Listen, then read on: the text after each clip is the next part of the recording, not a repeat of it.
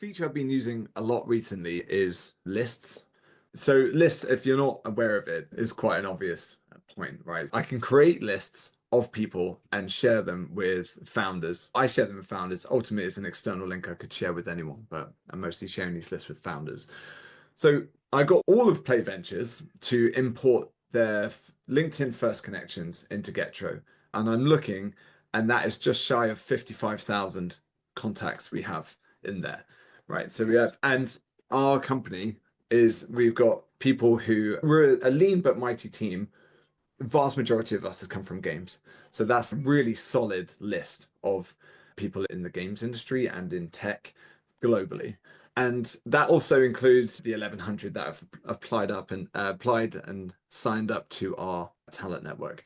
So I can go in there. There's all these features, all these drop downs, and if you're a recruiter and you're familiar with things like LinkedIn, it'll feel pretty similar. But I can go in and do a really specific search. So, for example, the other day, I found it was like, hey, we're looking for a UX lead, who's ideally worked on PC and mobile games. I was like, cool, let me just see who's in our network first. So I brought up a quick list.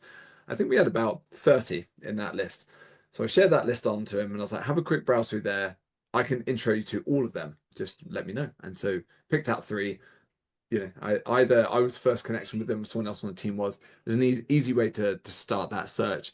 And also founders are just like, wow, this is awesome. Thank you. Very Yeah. appreciative. It's very low hanging fruit. In fact, sometimes with searches, I just do that. I just send them the list, especially if it's like a Mm. mid-level or like I'm stretched with capacity. I always say to founders, I'm like, hey, I will definitely help you with that VP position.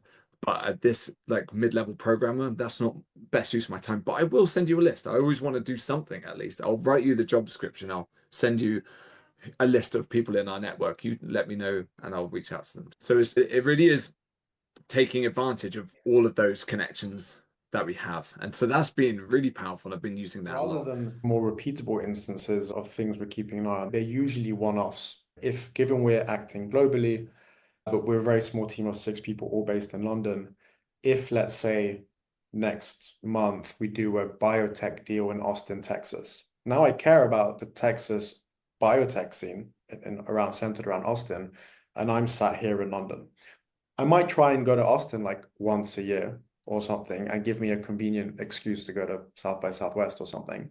But like fundamentally staying plugged into that is pretty hard. Yeah, we have the whole team out and about meeting people all the time. So one of those smart lists I would set up then is, okay, Austin Biotech. Who do we know there at a glance? And then I get the email updates. So like once a week, I think it's once a week, I get an email saying this is changes to that network. And I can see people dropping in and out of that, which is pretty cool because you might be at a biotech conference. You might be at JP Morgan in San Francisco, right? You might not be thinking about that one portfolio company you've got in Texas. Maybe you don't cover it within the fund, right? It's not your deal or whatever. It's your colleagues. It's not your priority that week, but you connect with Yeah. someone really cool. Now the person who is thinking about it gets that email like, oh, my colleague just connected with that person who says that their LinkedIn thing is like Mr. or Mrs. Biotech of the Year based in Austin. Oh my God, you know that person.